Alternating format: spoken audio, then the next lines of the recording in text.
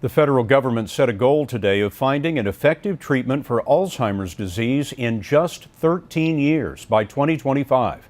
More than 5 million Americans were living with Alzheimer's in 2010, and by 2050, it could be as many as 16 million. Dr. Jon LaPook has been following one couple's struggle with the disease.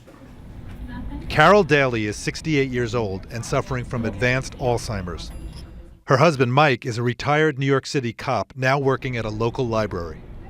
Every day he brings Carol to work because he can't leave her alone. She just doesn't have the ability anymore to function independently. And she has to depend on me. When we first met Mike and Carol in 2008, she was starting an experimental drug. Let me ask you a question. How old are you? 65, yeah. When we visited her nearly 2 years later, it was clear the therapy had failed. How old are you? How old am I? How old? 80? No, I don't know. And this afternoon, How old are you? I don't know.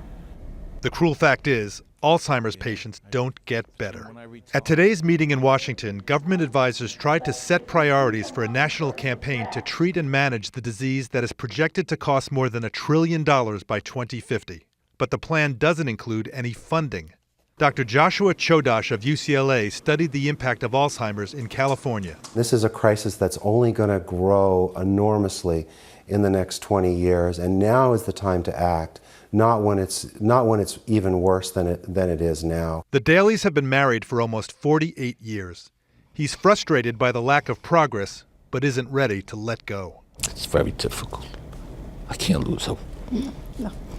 I pray to God that she goes before me. A top priority will be arming doctors with tools to recognize symptoms early. John, if there is no effective treatment, what does it matter if it's found early? Well, Scott, the thinking is that right now we may have effective drugs, but we're giving them too late. It turns out that the changes in the brain actually start 10, 20 years before the symptoms. So we have to identify the symptoms early and give the drugs then. It's like with heart disease, right? If you wait for somebody to have 5 heart attacks and he's in heart failure and then you say, why don't we give some Lipitor? It's too late, okay? The same thing may be true for drugs for the treatment of Alzheimer's. Thank you, John. For more information, go to our partner in health news, webmd.com, and search Alzheimer's.